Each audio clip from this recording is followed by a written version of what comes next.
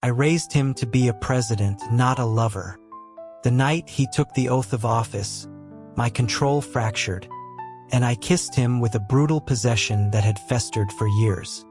Now, in the theater of politics, I am his devoted chief of staff. Behind the armored doors of the residence, I am the man who demands his submission. Each time, I watch him nurse a bruised ego and a sore body, and he would accuse me of treason, of overstepping my bounds. I'd say nothing, only to whisper against his ear in the dead of night that it was a habit I'd formed, one his body seemed to welcome. God, that chair in the Oval Office was hell on his hips. 3 days after our last encounter, I watched him limp into the study, his movements stiff and pained. Even with the 3 new ergonomic cushions I'd had specially ordered, the deep ache was evident. He blamed me, Julian Vance, the man the world saw as his guardian, his predecessor's most trusted advisor, the true hand on the tiller of the nation. Since he'd officially assumed power, something in me had shifted. In the cabinet room, I was the picture of gravitas and control, my deference to his office flawless. But the moment the door clicked shut, that deference ignited into raw possession. While he reviewed intelligence briefings, I insisted on sharing his large leather chair, under the guise of providing counsel. He could feel the heat of my chest against his back, and every slight shift he made was an invitation for my hands to wander from his waist, my touch firm, possessive. I'd graze my jaw against his cheek, my breath ghosting over his ear, a sensation I knew drove him to distraction. He commented that a particular clause in a trade agreement was problematic. My voice was a low murmur as my fingers pointed to the document, deliberately brushing against the back of his hand as he held his fountain pen.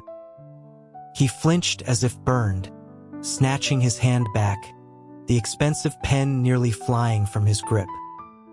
He turned to glare at me, trying to summon the authority of his office, demanding I give him space, insisting he could handle it himself.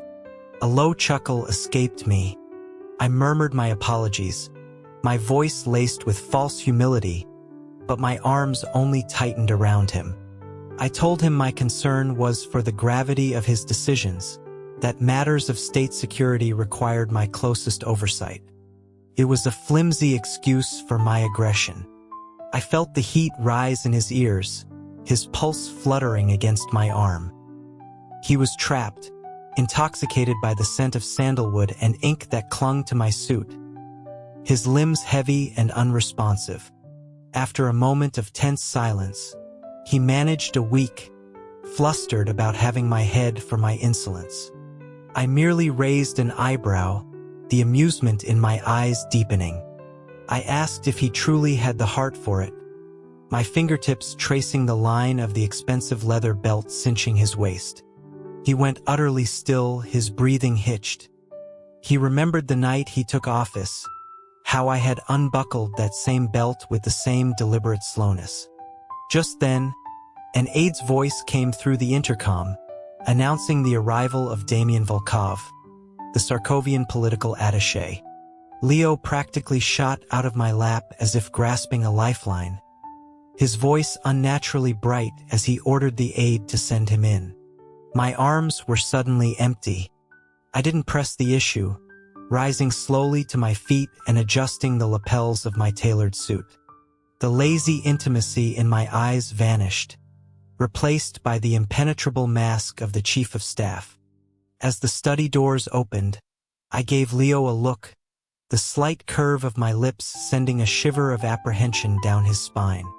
A young man with the sharp, handsome features of his homeland entered, his bearing confident. It was Damian, the son of the Sarkovian president, sent here as a diplomatic gesture. He carried a small, elegant box from a well-known Georgetown patisserie.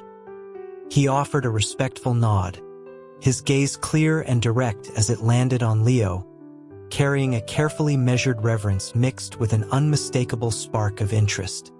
I watched Leo wave him in, trying to regain his presidential composure. Damien placed the box on a clear corner of the large mahogany desk, his smile warm. He explained that he'd noticed how hard the president was working and, seeing that a famous baker had a new creation. He had procured some artisanal rosewater macarons as a small token of his esteem. When he lifted the lid, a delicate, sweet fragrance filled the air. The pastel-colored confections were arranged perfectly on a small tray, looking utterly tempting. Leo's eyes lit up. I knew of his fondness for sweets, a small, childish indulgence he still held. He was about to reach for one when I moved. I stepped forward, my taller frame deliberately blocking Damien's line of sight to Leo. My gaze fell on the macarons, my tone flat but heavy with unspoken authority as I commented on the attaché's thoughtful gesture. Damien's smile faltered for a fraction of a second before he recovered, meeting my stare without flinching. He insisted it was a minor thing, a simple gesture of concern for the president's well-being. Then, his eyes shifted back to Leo, his smile widening with a youthful sincerity that held a razor's edge of provocation. He urged the president to try one, boasting that his taste was renowned, even among the finest chefs back home. The flavor, he promised, was sweet but not cloying, certainly a more pleasant experience than certain things that were old and bitter. The insinuation hung in the air, aimed directly at me. The room fell silent. A glacial coldness emanated from me, my stare fixed on the young attaché. I felt Leo freeze, his hand hovering over the box of macarons, now the focal point of a silent, dangerous battle. Damien had more courage than sense, openly challenging me. A humorless sound, barely a scoff, escaped my throat, breaking the tension. I ignored the offending sweets and turned my full attention back to Leo, a faint, predatory smile playing on my lips. I asked if he was truly so fond of sweets. He looked trapped, wanting to deny it but unable to, so he gave a non-committal hum, his hand still frozen in midair. I told him I thought his palate had grown tired of such cloying flavors recently. I leaned in close, my voice a low whisper meant only for him, and promised that I would help him cleanse his palate that evening. A deep blush flooded his face, the memory of his inauguration night, and the many palate cleansing techniques I'd introduced him to, plain in his eyes. I straightened up, a flicker of dark satisfaction in my gaze as I took in his flushed appearance. Only then did I turn back to Damien, my voice returning to its usual detached command. The president appreciated the sentiment I stated, but for security reasons, all unsolicited gifts, especially foodstuffs, had to be handled by protocol. I gestured to the Secret Service agent by the door, my instruction clear and dismissive. They were to dispose of the attaché's offering. The smile vanished from Damien's face entirely. He watched, his hands clenching at his sides, as the agent removed the box. His gaze on Leo was a complex mixture of disappointment and resentment, which finally hardened into a hidden, simmering darkness before he bowed his head. He apologized for his presumption, offered a clipped farewell, and departed, his back ramrod straight. The moment the door closed, I advanced on Leo. He shrank back in his chair, his retreat cut off by the armrest. I stopped directly in front of him, so close he could see the dangerous glint in my eyes. I noted his apparent fondness for the attaché's gift. He shook his head frantically, stammering that he'd just thought they looked nice, an excuse so flimsy it was insulting. I repeated his words back to him, my voice soft, before my hand came up to cup his jaw. My fingers traced down his neck to his hand, the one that had almost touched the macaron. I brought his fingertips to my lips and bit down, not hard enough to break the skin, but enough to be a brand. He gasped, trying to pull away, but I caught his wrist, holding him fast, my mouth closing more firmly over his fingers. He understood then. This had nothing to do with poison or protocol. It was a raw display of ownership, delivered in the most primitive, possessive way. A surge of defiant anger, fueled by humiliation, flashed in his eyes. He accused me of being outrageous, of disrespecting a diplomatic gift. I cut him off, my voice dropping to a near growl, my reason simple and absolute. Damien coveted someone, that did not belong to him. I released his hand only to force him to meet my gaze. The undisguised possessiveness in my eyes stole his breath. He fell back on his only defense, accusing me of treason, of overstepping my authority. His voice trembling with a mixture of fear and a strange, unacknowledged thrill. I repeated his words, and then I closed the final distance between us and crushed his lips with mine. He couldn't fight. He could only surrender, his lashes fluttering against his cheek. When I pulled back, the rage in me had subsided, but I didn't retreat. Leaning in again, I told him he was right, and that I would willingly accept my punishment. He looked utterly bewildered by my sudden shift. A dangerous, seductive smile touched my lips as I promised that I was always ready to be punished by him, in any way he saw fit. He stared at me, flustered, trying to change the subject by asking if the macarons were really thrown away. I leaned over him, my hands bracing on the arms of his chair, my voice turning to ice. I asked if he was concerned for the pastries or for the one who had brought them. He answered immediately that it was the food, his instinct for self-preservation kicking in.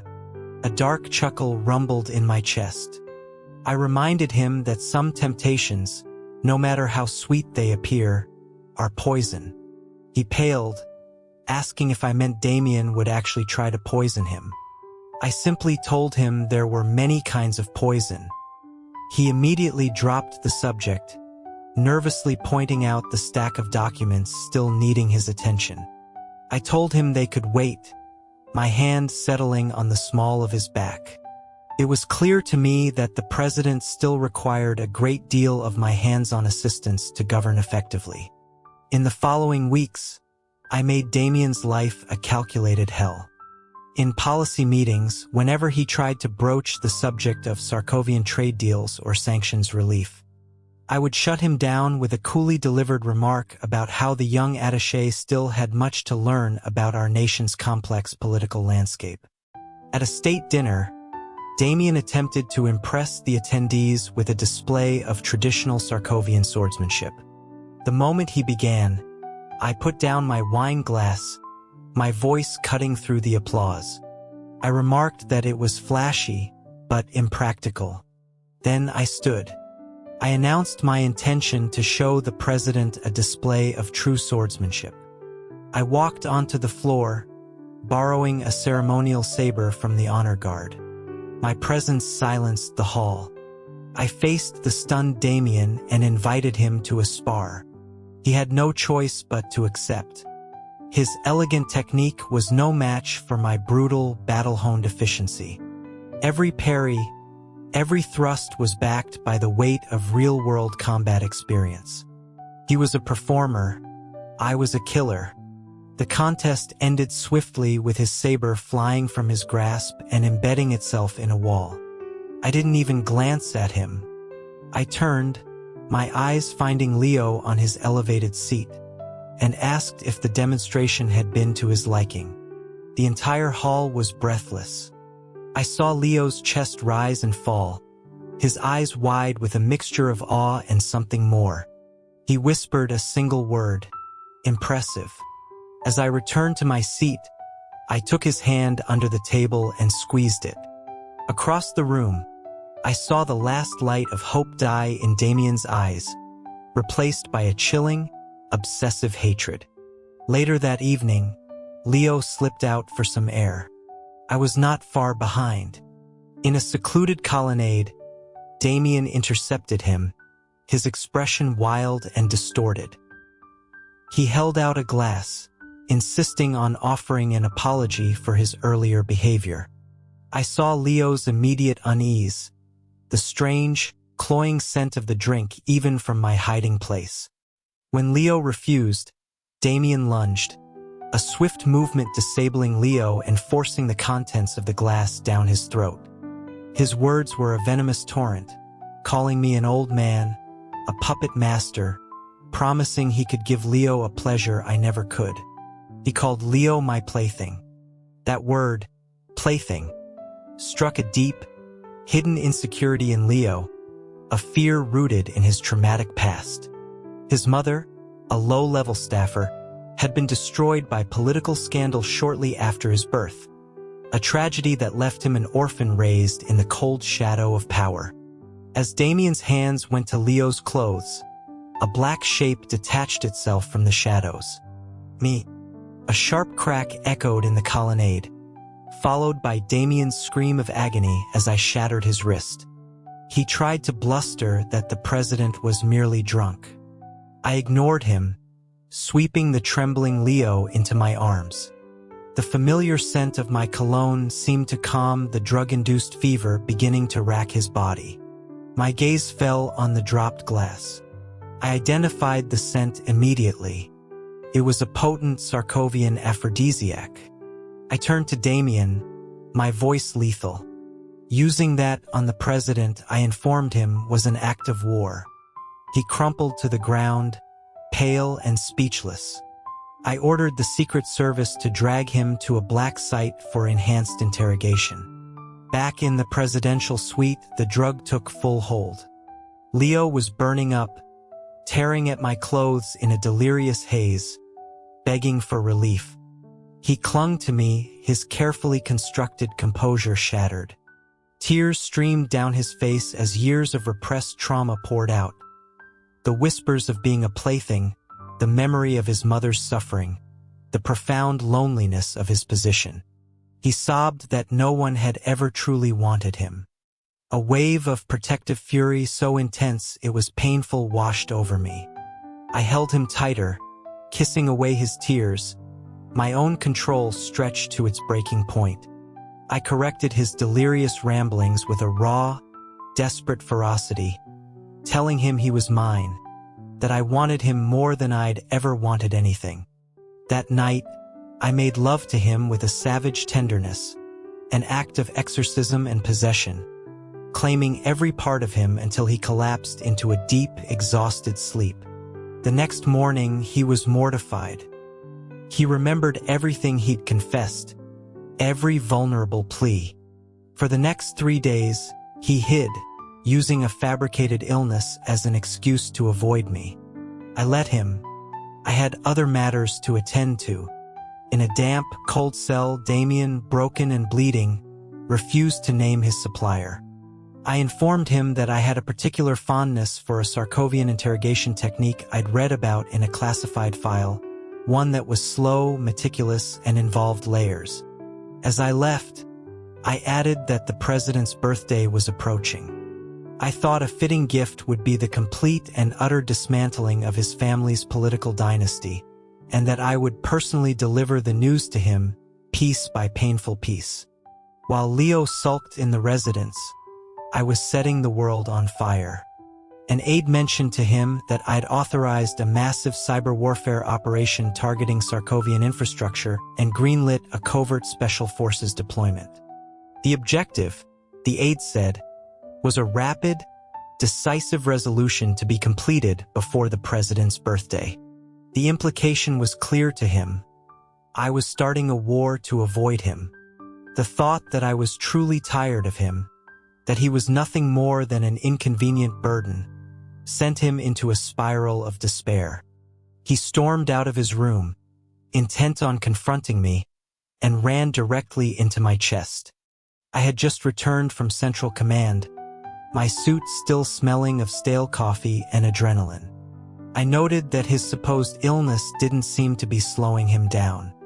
My gaze softened as I saw the tear tracks on his face, my hand automatically going to his lower back to steady him. The familiar, Possessive gesture was the final straw. He shoved me, his voice cracking as he accused me of running away, of starting a war just to get away from him. I was taken aback. Then his words registered. I grabbed his chin, forcing him to look at me as I explained, my voice tight with frustration. I wasn't running from him. I wanted to chain him to my side. The operation wasn't an escape. It was a gift. I was going to obliterate the house of Volkov, neutralize Damien permanently, and present the resulting political capital to Leo for his birthday. The sheer, audacious violence of the gesture left him speechless. He whispered about the danger, the risk to me. I saw the genuine fear for my safety in his eyes, and it was all the confirmation I needed. I silenced his protests with a deep, searing kiss in the middle of the hallway, in full view of the staff.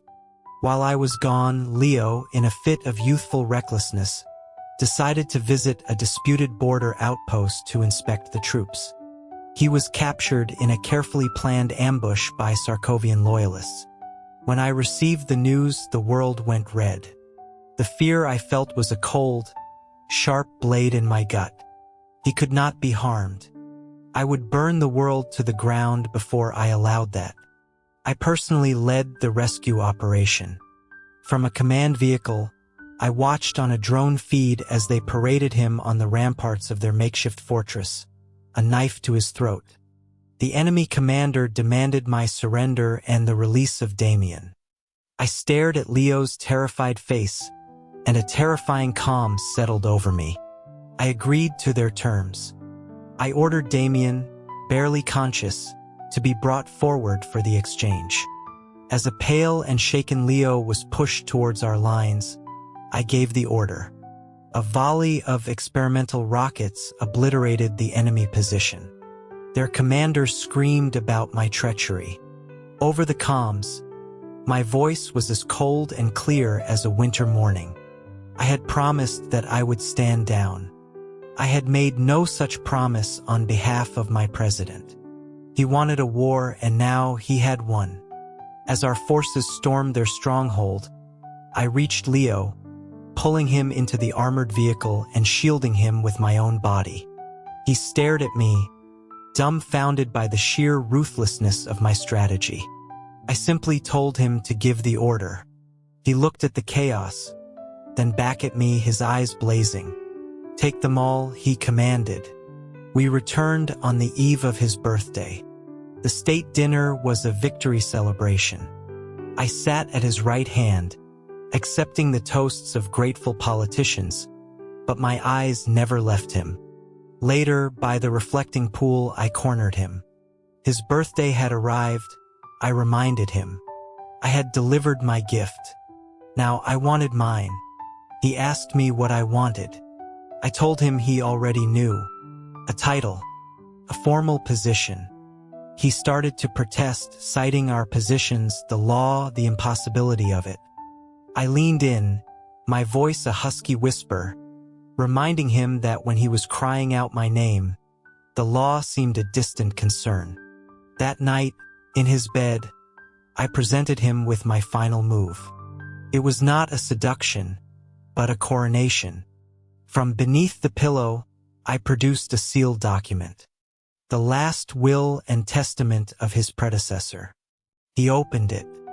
There, in a legally binding codicil, was a directive I had forced the old man to sign years ago. It named me, in the event of a national crisis and Leo's ascension, as Prince Consort, a dormant title, granting me legal standing as his partner and protector, to be activated at his discretion. He stared at the document, then at me, his mind reeling. I took the will from his hands and tossed it aside. My authority, I told him, was now sanctioned by law. The next morning at the security briefing, he sat stiffly on a stack of custom-made cushions. The cabinet members were studiously oblivious. I stood before him, the model of professional deference, and handed him the morning report. As he took it, my fingers brushed his, a silent promise. The Sarkovian situation requires your final directive, Mr. President, I said, my voice respectfully low. His ears turned pink. You handle it, Julian, he replied, his voice tight. As I stepped back, my eyes caught the faint red mark on his neck, a claim staked and territory one. I allowed myself a small, internal smile. This presidency, I thought, was going to be the ruin of him, and I would enjoy every single moment of his glorious destruction.